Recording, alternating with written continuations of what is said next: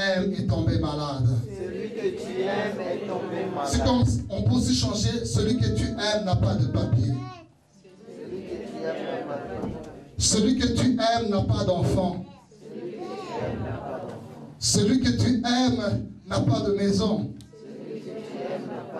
Celui que tu aimes est au chômage. Celui que tu aimes n'a pas d'argent. Amen. Ce n'est pas celui qui haït le Seigneur. Ce n'est pas le païen. Ce n'est pas l'homme méchant. Mais celui qui aime le Seigneur, c'est celui qui se retrouve dans des problèmes.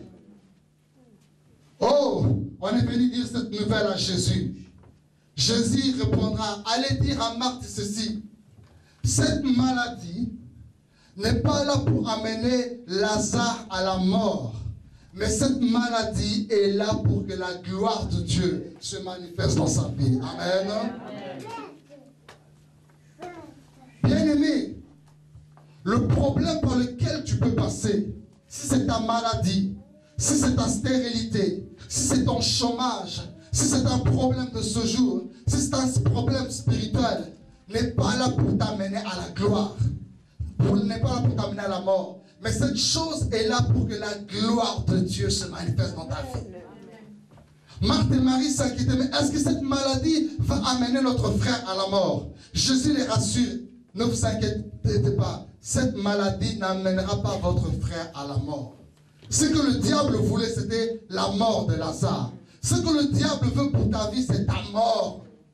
Il n'aime pas voir des gens vivants. Tu peux vivre, il y a des personnes qui sont vivantes comme ça physiquement, mais spirituellement, ils sont déjà morts. Il y a des églises qui sont réunies comme cela. Vous voyez les gens, mais spirituellement, l'église est déjà morte. Il y a des couples que vous voyez unis, ils marchent la main dans la main, mais si tu regardes l'invisible, ce couple est déjà mort. Il y a des familles que vous voyez manger ensemble à table, mais cette famille est déjà morte, il n'y a plus de dialogue. Et c'est ce que le diable aime. Il aime que les chrétiens vivent dans une dimension de mort. La mort, c'est là où il y a la sécheresse. La mort, c'est là où il y a la stérilité. La mort, c'est là où il n'y a pas de vie. La mort, c'est là où il y a les ténèbres. La mort, c'est là où il y a la souffrance. La mort, c'est là où il y a l'inactivité. Et c'est ce que le diable voulait pour Lazare. Mais le Seigneur connaissait la vie de Lazare de A à Z. J'ai une bonne nouvelle à te dire ce soir, mon frère. Dieu connaît ta vie de A à Z. La situation que tu es en train de passer ne t'amènera pas à la mort. Mais cette situation est là pour un but. C'est pour que la gloire de Dieu se manifeste dans ta vie. Lazare n'était pas destiné à la mort, mais Lazare était destiné à la gloire. Dis très fort, je suis destiné à la gloire. Mon mariage est destiné à la gloire. Mon église est destinée à la gloire. Mes affaires sont destinées à la gloire. Amen. Tu n'es pas n'importe qui. Refuse la mort dans ta vie. Refuse la mort dans ton foyer. Refuse la mort dans ton ministère. Tu es appelé à la gloire. La maladie devait venir pourquoi? Non pas pour faire mourir Lazare, mais que la maladie puisse être une opportunité pour que Dieu manifeste sa gloire. Quelqu'un peut dire opportunité. Dieu désirait depuis l'éternité faire du bien à Lazare, mais il cherchait une voie d'accès pour entrer, pour faire du bien. Il va aller par gauche, ça ne va pas. Il va aller par la droite, ça ne va pas. Il va aller de l'avant, ça ne va pas. Mais qu'est-ce que je peux faire pour manifester ma gloire dans la vie de Lazare? Ah, quand il a vu la maladie venir, il a dit, ok. Cette maladie est une opportunité pour que je manifeste la gloire. Sans la maladie, il n'y aurait pas eu la gloire de Dieu. Bien aimé, la gloire de Dieu, ça ne c'est pas seulement qu'on se tient à genoux, on disait, oh, la gloire de Dieu. La gloire de Dieu, c'est pas seulement lorsqu'on prie, non, bien aimé. La gloire de Dieu, c'est quand Dieu se manifeste, même dans des épreuves, même dans des difficultés, même dans des souffrances. Destiné à la gloire. Amen. Et la Bible déclare que lorsque Jésus a dit cela à Marthe et à Marie, leur disant, vous êtes destinés à la gloire. Il dit aux gens que non, retournons maintenant en Judée. Et pendant ce temps-là, la Bible déclare que Jésus dira ceci. notre frère, notre ami Lazare s'est endormi, mais je vais le réveiller. Amen. Quelqu'un peut dire après moi réveiller. Pendant qu'il disait que non, je veux le réveiller, la Bible déclare que les disciples se sont posé la question, mais est-ce que Lazare dort, ou bien Lazare est réveillé, ou bien il est mort, ou bien ceci. Alors Jésus, voyant que non, ces gens ne comprenaient pas ce qu'il disait, il leur dit ouvertement, écoutez, Lazare dort. Mais le premier langage que Jésus a utilisé, c'était que non, Lazare dort. Amen. Bien-aimé, le langage de Dieu n'est pas le langage des hommes. Là où le monde parle de mort, Dieu parle de sommeil. Là où le monde parle de maladie, Dieu parle de guérison. Là où le monde parle de faiblesse, Dieu parle de force. Là où le monde parle de folie, Dieu parle de sagesse. Le langage de Dieu n'est pas le langage des hommes. Et bien aimé, Dieu veut commencer quelque chose de nouveau dans ta vie. Cette chose nouvelle peut commencer à se manifester dans ta vie seulement lorsque tu vas commencer à adopter le langage de Dieu. Cela signifie que ta confession devient en accord avec ce que la parole de Dieu déclare. Beaucoup d'entre nous sont malheureux parce qu'eux-mêmes se sont maudits par leur propre parole. Je vais te dire une chose. Tu es le premier prophète de ta vie, comme tu es aussi le premier sorcier de ta vie. Si tu confesses que non, je suis béni, tu vivras la bénédiction. Mais si tu confesses que non, je suis un homme malheureux, je n'irai pas de l'avant, tu verras aussi que ces choses que tu déclares vont aussi arriver. Je rencontre des personnes qui me disent, pasteur, j'aime pas cette soeur, qu'est-ce qu'elle a fait? Elle m'a blessé. Elle t'a blessé où? À la main, au pied? Non, elle a dit des paroles. Amen. C'est pas avec un couteau que la soeur l'a blessé, mais ses paroles l'ont blessé. Je rencontre ici des personnes qui me disent, pasteur, tu sais, j'étais fatigué, je ne voulais pas aller à l'église. Mais lorsque le frère est passé chez moi à la maison, je n'ai pas compris, je me suis retrouvé debout. Qu'est-ce que ce frère a fait? Il t'a donné des vitamines? Non. Ces paroles m'ont encouragé. Les paroles peuvent être blessantes, les paroles peuvent être un remède. Bien aimé, tes paroles peuvent donner une forme à ta vie. Commence à parler selon ce que Dieu dit de toi et tu vivras ces choses. La confession d'une chose apporte la possession de la chose qu'on confesse. Plus tu confesses ces choses, plus tu vivras ces choses. Moins tu confesses ces choses, moins tu vivras ces choses. Il y a une gymnastique que je fais chaque matin, à part faire des pompes, à part lever mes bras, je me mets devant le miroir et je me regarde, je dis, ah, David, tu sais, tu es un homme béni, toi. Tu es un homme riche, tu es un homme fort, tu es beau, tu resteras dans la vie, tu as la vie éternelle, tu es plus que le diable, tu es plus que le démon, tout ceci. Puis je vais, merci Jésus. Et quand je finis comme ça, les petits garçons s'ils viennent à la fête devant le miroir, ils imitent leur papa. Moi, Francis, je suis ceci, je suis ceci, je suis cela. Et puis je prends la petite fille cadette, je la prends, je la soulève, je la mets sur le miroir.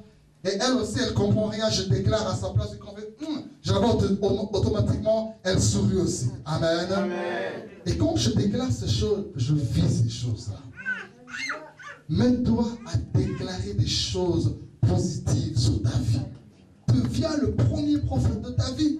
Ce que tu veux devenir, ce que tu veux posséder, ce que tu veux faire, déclare-le de ta bouche et tu vivras ces choses. Amen. Jésus commence à dire que non.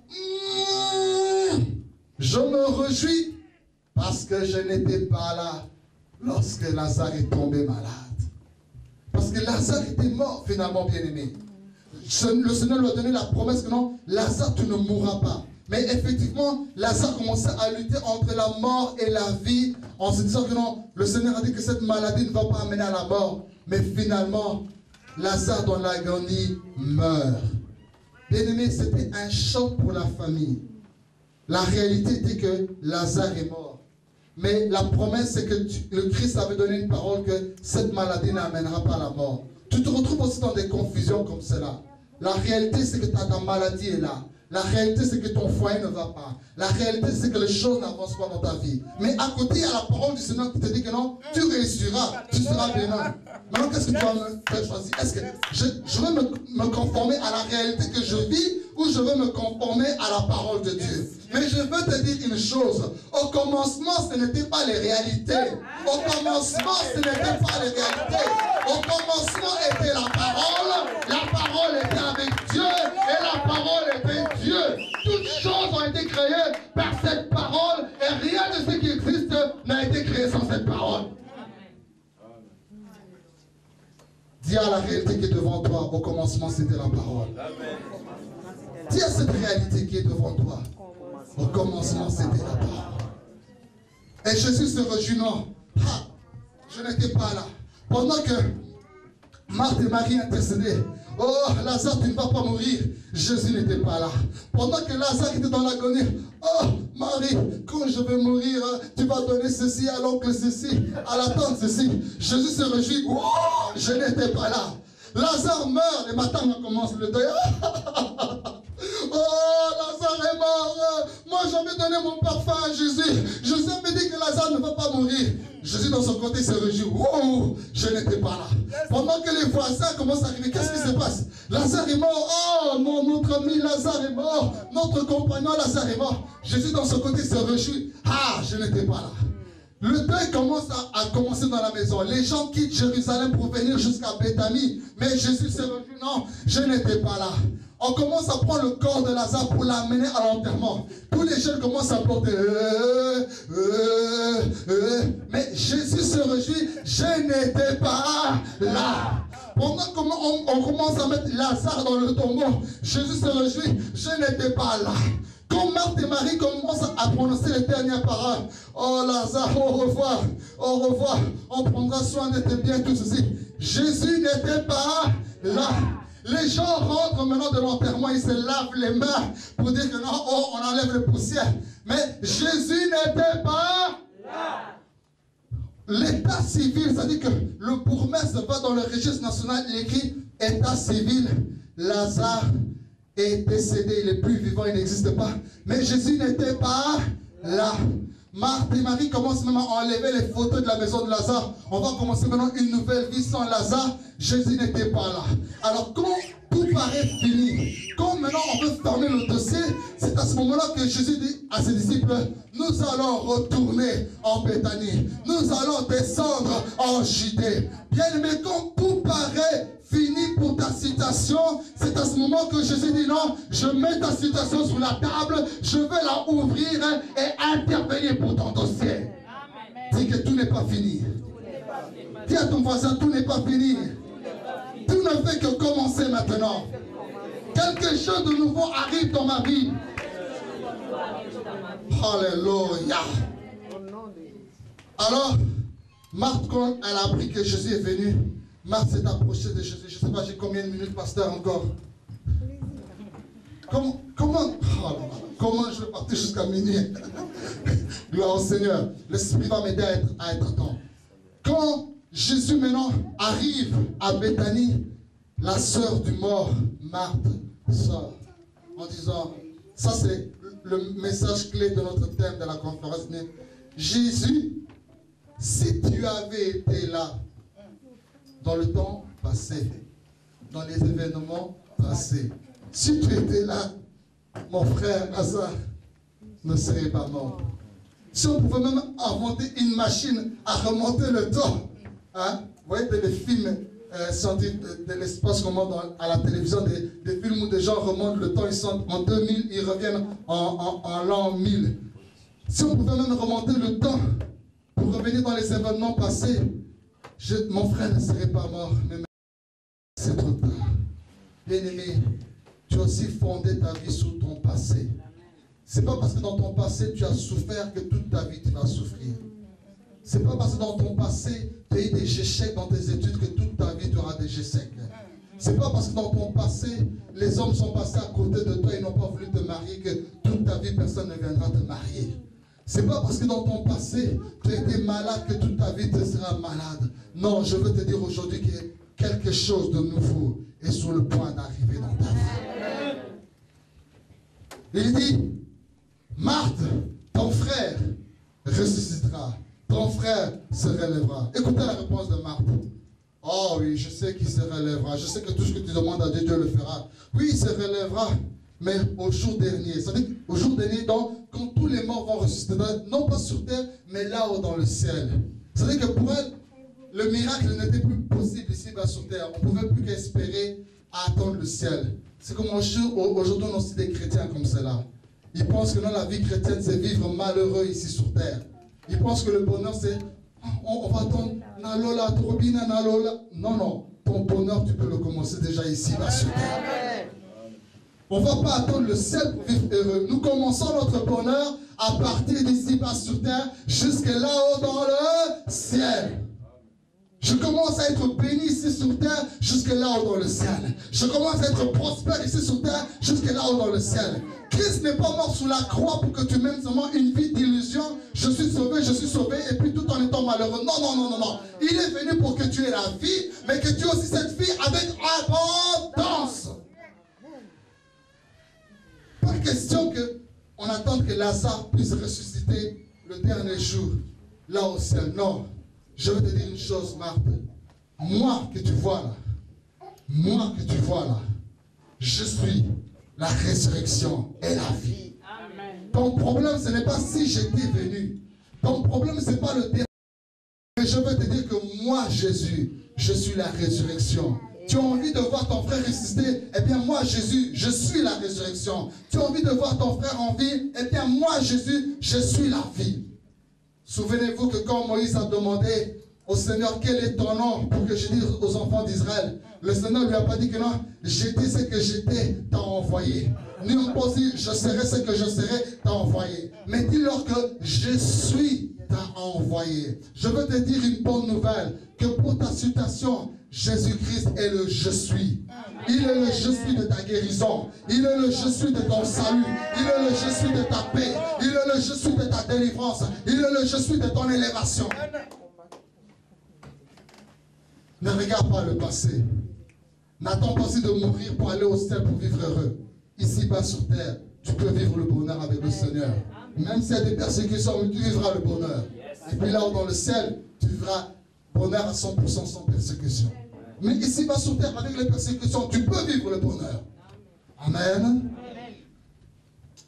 Alors, pendant que Marthe conversait avec le Seigneur, elle est partie appeler sa sœur Marie, en disant, Marie, viens, le Seigneur Jésus est là. Et Marie est venue. Elle est venue auprès de Jésus, elle a déclaré les mêmes paroles. Seigneur, si tu avais été ici, mon frère ne serait pas mort. Mais il y avait quelque chose de spécial. Non seulement elle a déclaré les mêmes paroles, mais la Bible dit que Marthe s'est mise à genoux devant le Seigneur Jésus. Marthe s'est mise à pleurer devant le Seigneur Jésus. Elle s'est souvenue comment elle se mettait à genoux devant Jésus pour écouter les enseignements quand sa sœur Marthe lui disait viens faire la cuisine. Elle s'est souvenue quand elle a répandu le parfum sur la tête de Jésus et que les disciples étaient scandalisés. Elle essuyait les cheveux de Jésus avec ses cheveux. Elle s'est mise à genoux. Et quand Jésus a écouté la parole de Marie qui était comme celui de Marthe, mais il a vu l'attitude à genoux et s'est mis à pleurer. Il a dit que Jésus a conjugué le verbe le plus court de toute la Bible. Jésus pleura. Elle dit que son esprit fut troublé. Aïe, aïe, aïe, aïe. Je sens que ce soir, l'esprit de Jésus va être troublé pour quelqu'un.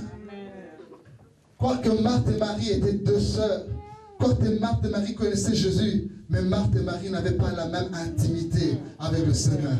Nous pouvons tous être sauvés, nous pouvons tous être serviteurs de Dieu, nous pouvons tous prier en celui, mais nous n'avons pas la même relation. Marie avait une relation intime avec le Seigneur. Marie avait développé une intimité avec Jésus. Marie connaissait Jésus de près. Le Seigneur ne veut pas que tu sois monsieur ou madame tout le monde. Amen. Développe ton intimité avec le Seigneur. Qu'il se révèle à toi. Mène une histoire personnelle avec lui. Fais des choses nouvelles que d'autres personnes n'ont jamais vécues avec le Seigneur. Et quand Jésus s'est mis à pleurer, il a dit, où l'avez-vous mis? Elle lui dit, voilà, il est là dans le tombeau. Et devant le tombeau, il y avait une barrière, il y avait une grosse pierre qui était là. Et Jésus dit, ôtez-moi la pierre. Et ils se sont mis à ôter la pierre parce que avant que le miracle puisse commencer, quelque chose devait être ôté. Ce soir, Dieu va faire des miracles extraordinaires, mais il y a des choses en toi qui doivent être ôtées. Cette vie que tu mènes double, qui n'est pas correcte devant le Seigneur, doit être ôtée. Cette lésion que tu as avec un frère ou une soeur, qui n'est pas ton mari ou qui n'est pas ton épouse, tu dois cesser, ôter cela. Cette boisson que tu bois n'est pas digne en tant que chrétien que tu bois. Tu dois ôter cela. Cette musique que tu écoutes n'est pas une musique digne en tant qu'enfant de Dieu. Tu dois ôter cela. La fréquentation que tu mènes est une fréquentation qui corrompt les bonnes mœurs qui sont en toi. Tu dois te ôter de ce milieu-là. Pour que le Seigneur maintenant commence quelque chose. Les choses que tu as touchées là, tu dois ôter ces choses-là. Pour que Dieu fasse quelque chose dans ta vie. Les choses que tu as cachées pendant longtemps, tu dois confesser cela. Pour que Dieu fasse quelque chose dans ta vie ce soir. Il ôte la pierre. Et maintenant, Jésus est devant le tombeau. Il a Lazare dans le tombeau. Il a Marthe et Marie qui se mettent à pleurer. Il a tous les habitants de Béthanie qui se moquent de lui. Ah, toi qui as ouvert les yeux de l'aveugle, pourquoi tu n'as pas pu sauver Lazare? Tout ce conflit, toute cette tension était tout autour de lui. Mais Jésus avait gardé la maîtrise. Il élève sa voix à la déclarant.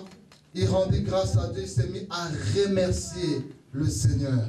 Malgré le conflit, malgré la division, mais regardez l'attitude de Jésus. Confiance au Seigneur. Non, Père, je te remercie parce que tu m'as toujours exaucé.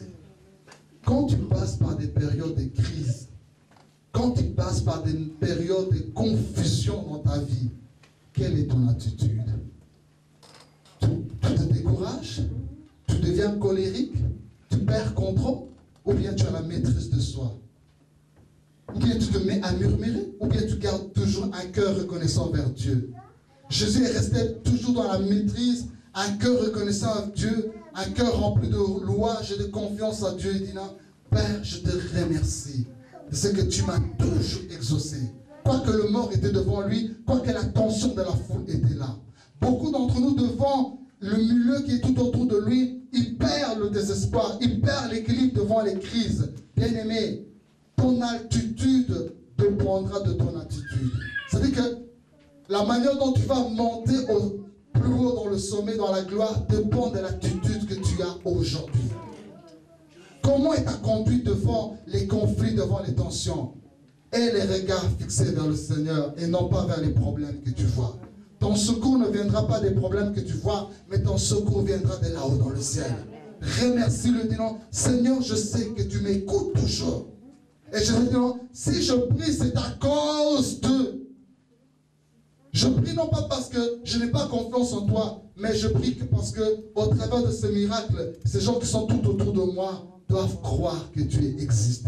Quand Dieu veut te bénir, il ne te bénit pas pour toi-même, mais il te bénit afin que tu deviennes une source de bénédiction pour les autres. Quand Dieu t'affecte, il n'affecte pas ta vie pour toi-même, mais il veut que quand tu sois affecté, ta vie commence aussi à affecter la vie de ton entourage.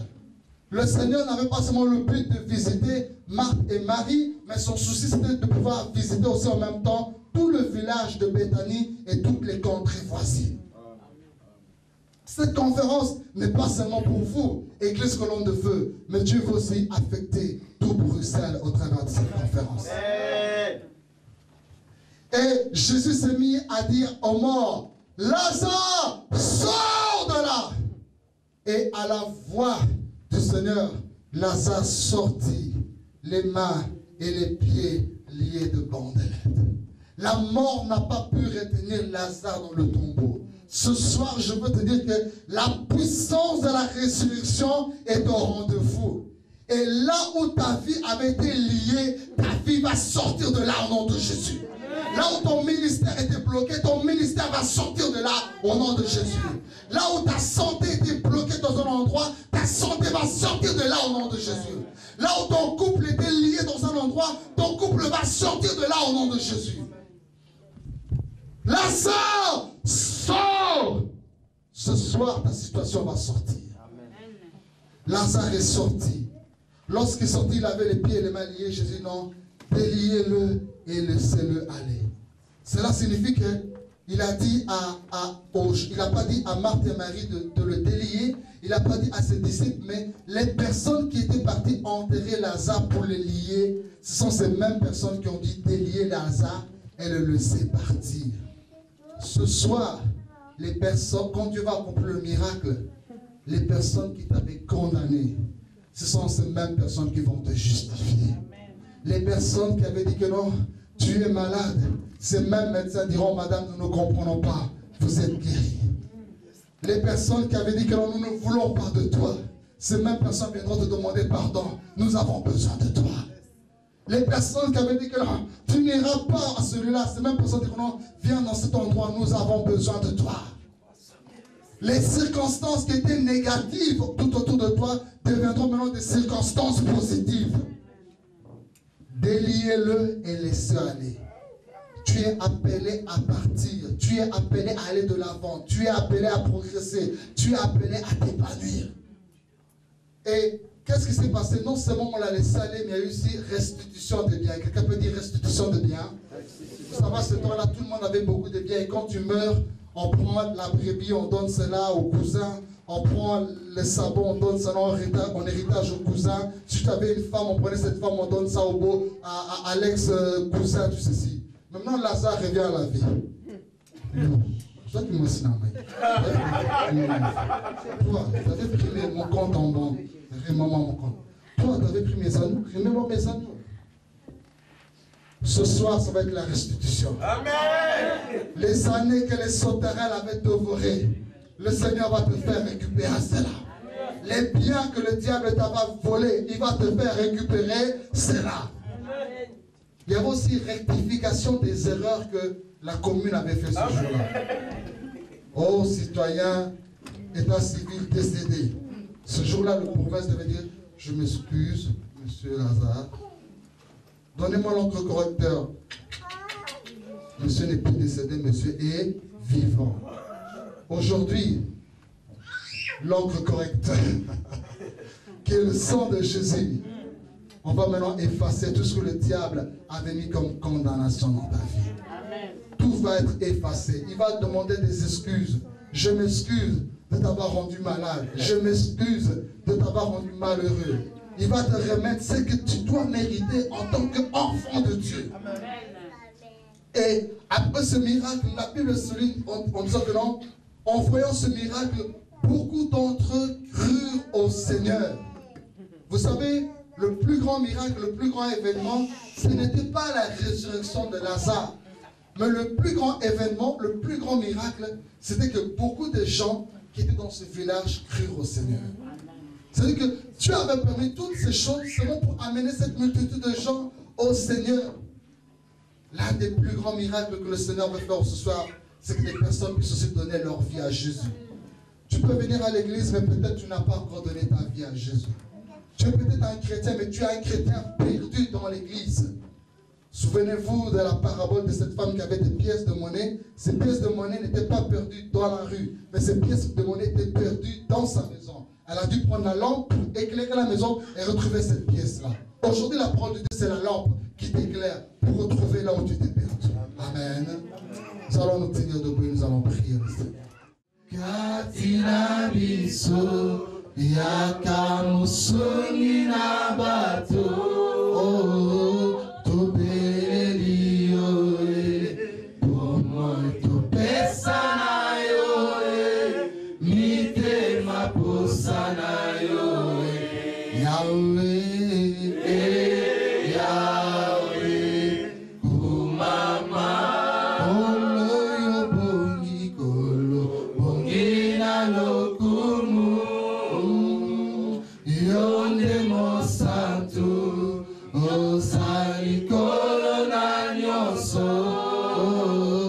Ibanga na talo, pomo to pesa na